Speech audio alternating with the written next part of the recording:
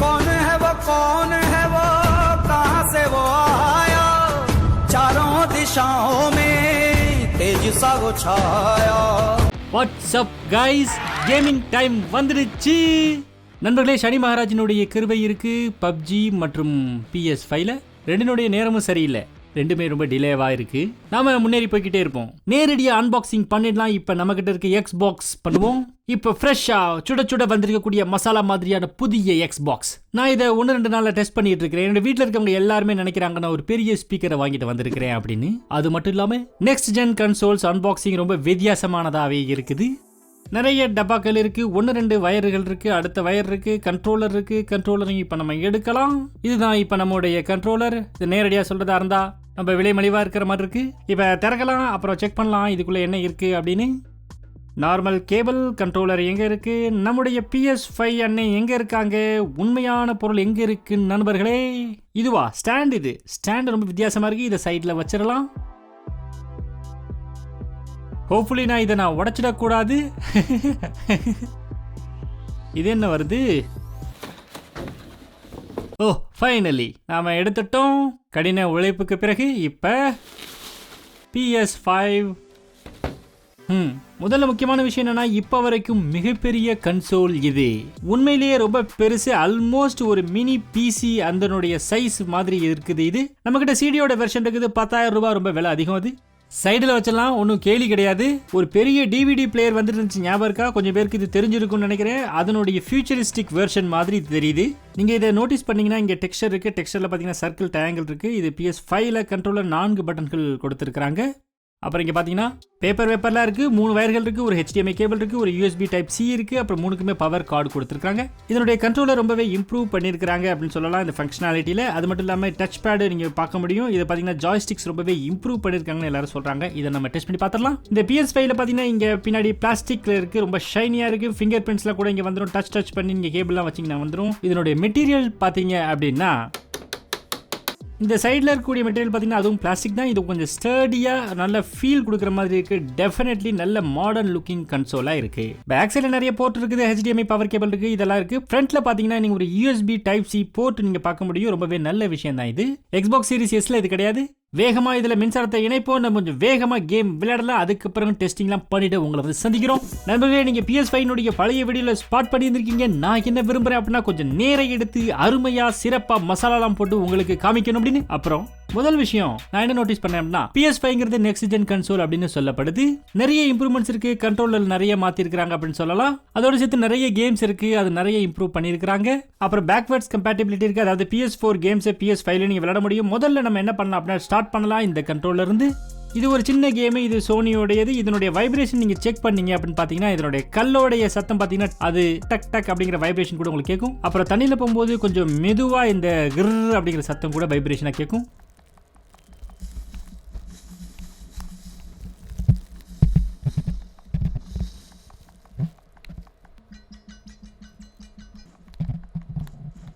இந்த சின்ன சின்ன டீடைல்ஸ்லாம் பார்த்தீங்கன்னா இந்த கேமை வந்து ரொம்ப ஒரு சிறப்பாக இருக்குது. ரொம்பவே ஒரு இம்மர்சிவான ஒரு எக்ஸ்பீரியன்ஸை கொடுக்குது கேம் விளையாடும்போது. அப்புறம் நிறைய விஷயங்கள் இருக்குது கண்ட்ரோலரில். ஆக்சுவலி ரொம்ப சிறப்பாக இருக்குது, புதிய விஷயமா இருக்குது. அதாவது அந்த பிளாஸ்டிக்கை வந்து பார்த்தீங்கன்னா ரொம்ப ஒரு சீப்பான ஒரு ஃபீல் நமக்கு கொடுக்குது. ஆனாலும் பார்த்தீங்கன்னா பெஸ்ட் இன் ஹேண்ட் கிரிப் அப்படின்னு நான் சொல்ல மாட்டேன். ஆனாலும் கூட இதனுடைய ஃபீச்சர்ஸ் பார்த்தீங்கன்னா இங்கே ஒரு டச் பேட் இருக்குது. அதோட கூட பார்த்தீங்கன்னா பட்டன்ஸ் இருக்குது, டீசென்டான குவாலிட்டியாக இருக்குது, கொஞ்சம் ட்ரிகர்ஸ் இருக்குது, ஸ்பெஷலி ரொம்ப ஒரு சிறப்பான வைப்ரேஷன்ஸ் இருக்குது. வெரி வெரி நைஸ், சிறப்பான நெக்ஸ்ட் ஜென் கேமிங் ஃபீலை இது கொடுக்குது. பலருமே சொல்றாங்க கிராஃபிக்ஸ் அப்படி இருக்கு, சிறப்பா இருக்குன்னு, நிறைய விஷயங்கள் இருக்குன்னு, ரே ட்ரேசிங் இருக்கு, அது இருக்கு, இது இருக்குன்னு எல்லாரும் சொல்றாங்க. ஆனா நேரடியான விஷயம் என்னன்னா, முதல் விஷயம் ஸ்டார்ட் ஆகுது கண்ட்ரோலர்ல இருந்து. உங்க கையில பிடிச்சிருப்பீங்க, அப்பதான் நீங்க கேமை நீங்க ஃபீல் பண்ணுவீங்க. சின்ன சின்ன விஷயங்கள் தான். நம்ம அசால்ட் ரைஃபிள் பிடிச்சிருக்கிற மாதிரி இந்த ட்ரிகர்ஸ் பார்த்தீங்கன்னா ரொம்ப அடாப்டிவான ட்ரிகர்ஸ். அது கேட்கறதுல கொஞ்சம் வித்தியாசமாக உங்களுக்கு இருக்கும். ஆனால் நான் என்ன சொல்ல வரேன்னு பார்த்தீங்கன்னா, இதோட ஃபீல் பார்த்தீங்கன்னா ஒவ்வொரு கேம்லையும் பார்த்தீங்கன்னா அது வெவ்வேறு விதமாக இதனால எக்ஸ்பிளைன் பண்ணுறது ரொம்பவே ஒரு கடினமான விஷயமா தான் இருக்கும். ஆனாலும் நான் முயற்சி பண்ணுறேன். இப்போ நான் கால் ஆஃப் டியூட்டியை போட்டு வச்சிருக்கேன். இப்போ நான் ஜூம் பண்ணுறதுக்கு பார்த்தீங்கன்னா ஹெவி அசால்ட் ரைஃபிளோடைய தம் அது கொஞ்சம் அதிகமாகவே இருக்கும் ஜூம் பண்ணுறதுக்கு. ஆனால் இது பிஸ்டலாக இருந்துச்சுன்னா எந்த ஒரு பிரச்சனையும் இல்லாமல் வேகமாக இது ஜூம் ஆகிடுது. அதாவது இந்த கேம் விளையாடும்போது பார்த்தீங்கன்னா, ஃபயர் பண்ணும்போது பார்த்தீங்கன்னா, அதாவது என்ன சொல்லணும்னா ஃபீல் ஆக மாட்டேங்குது. அதாவது அசால்ட் ரைஃபிளும் ஒரே மாதிரி தான் இருக்குது. இதில் மிகப்பெரிய வித்தியாசம் எதுவும் இல்லை. இதில் நீங்கள் துப்பாக்கியை சுடுறீங்க அப்படின்னு வச்சுக்கோங்களேன், உங்களுக்கு ஆக்சுவலி ஃபீல் ஆகுது நீங்க பெரிய துப்பாக்கியை பயன்படுத்துறீங்களா இல்ல பிஸ்டலை பயன்படுத்துறீங்களான்னு. வாங்க நான் காமிக்கிறேன். இது வந்து நார்மலான ரைஃபிளுக்கு. இது பிஸ்டல்.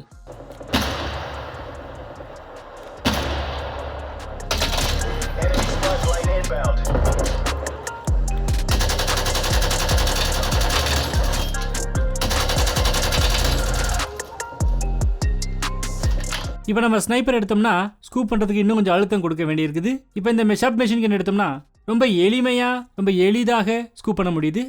அப்புறம் இதில்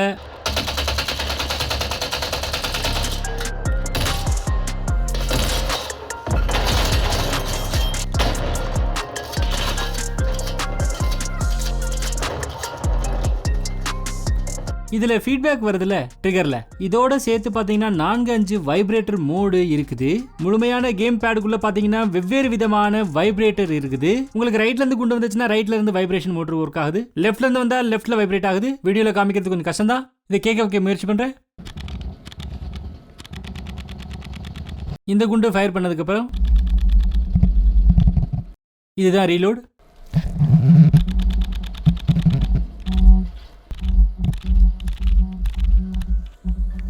இந்த பெரிய கண்ட்ரோலரில் ஒரு பெரிய கேட்ச் இருக்குது. ஒவ்வொரு கேமோடையும் இது ஆகாது. பெரும்பாலான கேம் பார்த்தீங்கன்னா PS4க்காக உருவாக்கப்பட்டிருக்கு. சில கேம்ஸ் மட்டும்தான் PS5க்காக உருவாக்கப்பட்டிருக்குது.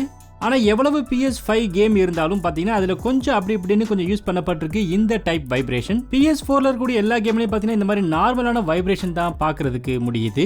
அப்போ நண்பர்களே கொஞ்சோண்டு குறைவாக இருக்குது, ஆனாலும் கண்ட்ரோலோட சேர்த்து நம்ம இன்னும் கொஞ்சம் இதை நம்ம பார்க்கலாம். இந்த PS5ல பார்த்தீங்கன்னா ரே ட்ரேசிங் ரொம்பவே சிறப்பாக இருக்குதுன்னு சொல்லலாம். இதனுடைய ஃபேஸை பார்த்தீங்கன்னா நீங்களே தெரியும். இப்போ நான் கால் ஆஃப் டியூட்டி போட்டிருக்கேன். இதில் பார்த்தீங்கன்னா முகம் எப்படி மூவ் ஆகுதோ அதே மாதிரி இந்த ஷேடோஸும் அப்படியே மூவ் ஆகுது. இது வெறும் ஷேடோஸ் மட்டும் இல்லை, இதனுடைய ரெஃப்ளெக்ஷனும் சரி மற்ற விஷயங்களும் சரி இந்த மாதிரியான டைப்ல தான் இருக்கு. ரே ட்ரேசிங் பாத்தீங்கன்னா கொஞ்சம் கன்ஃபியூஷனா தான் இருக்குது. நானுமே தப்பு பண்ணிட்டேன் என்னுடைய முந்தைய எக்ஸ்பாக்ஸ் அந்த வீடியோல. அதாவது நேரடியா சொல்றதா இருந்தா லைட் ரேஸை ட்ராக்கிங் பண்ணக்கூடியதா தான் ரே ட்ரேசிங் அப்படின்னு சொல்றாங்க. ஒரு உதாரணம் காட்டுறேன். இப்போ பார்த்தீங்கன்னா இங்கே பார்க்கலாம், இங்கே நான் ஒரு பெரிய துப்பாக்கி எடுத்துகிட்டு வந்து இங்கே நிற்கிறேன். அதாவது ஒரு லைட் ட்ரே இருக்குது, அதாவது இந்த சூரிய ஒளி இங்கே இருக்குது. நான் எங்கெங்கெல்லாம் போகிறேனோ அந்த மாதிரி சூரிய ஒளி அதுக்கு கீழே இப்படியே இங்கே இந்த இடத்துல வரும். இப்போ இதுதான் இங்கே இந்த நிழல் இருக்கும். இப்போ பார்த்தீங்கன்னா நான் நிழல் இருக்கக்கூடிய இடத்துக்கு போகிறேன். இந்த மரத்தினுடைய ரெஃப்ளெக்ஷன் பார்த்தீங்கன்னா இந்த வண்டியில் இருக்குது. அதுக்கப்புறம் என்னுடைய நிழல் பார்த்தீங்கன்னா இந்த மாதிரி இப்படி இருக்குது. அப்போ நான் எங்கெல்லாம் போகிறனோ அது மாதிரி இது கொஞ்சம் இப்படி வரும். என்னுடைய கண்ணை கூட இப்படி பார்க்கலாம். இதைத்தான் ரே ட்ரேசிங்னு சொல்கிறாங்க.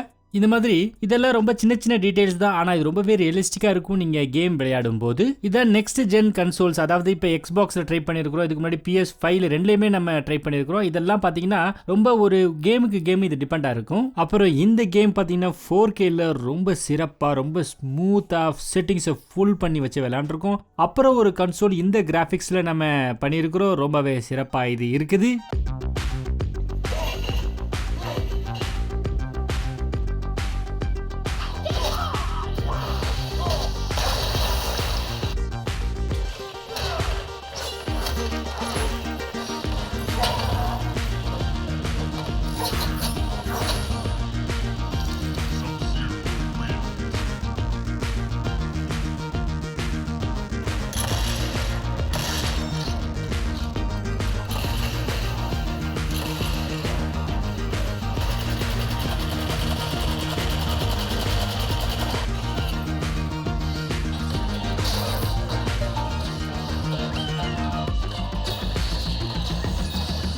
இந்த கவுன்சில் எப்படின்னு பார்த்தீங்கன்னா ஒரு நாளைக்குள்ளே இதை டெஸ்டிங் பண்ணுறது ரொம்பவே கஷ்டம்தான். ஏன்னா இதனுடைய எக்ஸ்பீரியன்ஸ் வந்து நம்மளுக்கு தெரியாது இதில் என்ன இருக்குது அப்படின்னு.